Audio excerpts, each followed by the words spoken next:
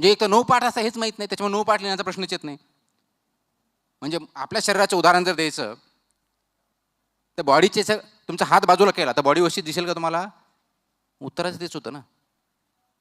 तुमचे तर हातच लिहित नाही, कधी पायच लिहित नाही, कधी कधी तर डोकंच लिहित नाही, मग कसं होईल?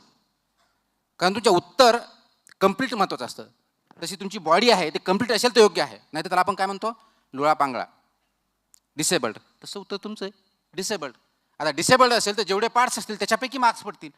9 पैकी 5 मार्क्स पाठ लिहिले तर 5 पैकी भेटतील. म्हणजे पर्यायाने तुमच्या 20 पैकी तुम्हाला 5 मार्काचं असेसमेंटच होणार नाही, 15 पैकीच होणार. त्याच्यापैकी जे कमी पडेल ऑटोमॅटिक तुमचे मार्क कमी कमी होत जाते.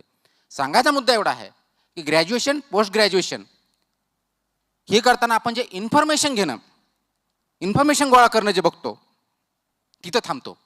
स्पर्धा परीक्षेचा अभ्यास इथून पुढे सुरुवात होतो. Information gathering is first step, but there are many steps to be followed.